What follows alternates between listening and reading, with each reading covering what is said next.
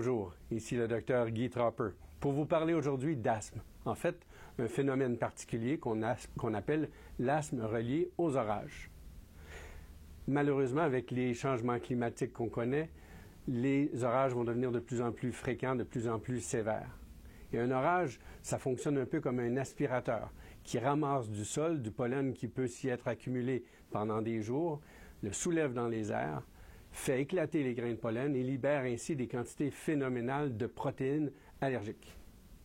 Chez les gens qui sont affectés de ces allergies, le nez est incapable de filtrer ces protéines et un asthme aigu, sévère, devient malheureusement la complication à craindre.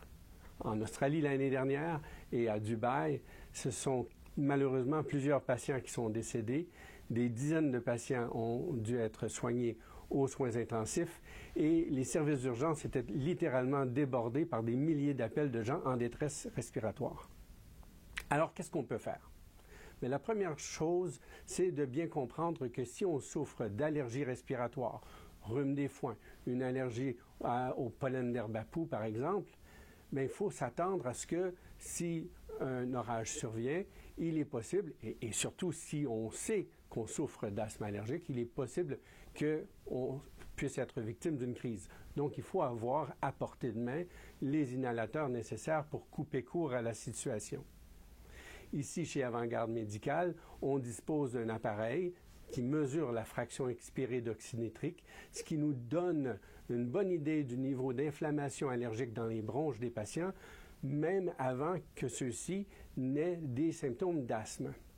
Ça nous permet, jusqu'à un certain point, de voir venir.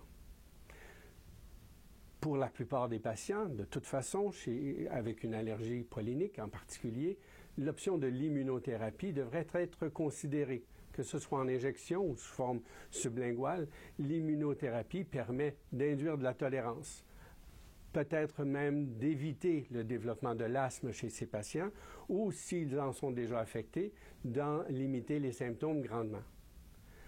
On apprécie toujours vos commentaires. Un petit clic, c'est toujours apprécié. Suivez-nous sur avantgardemédicale.ca. Au revoir.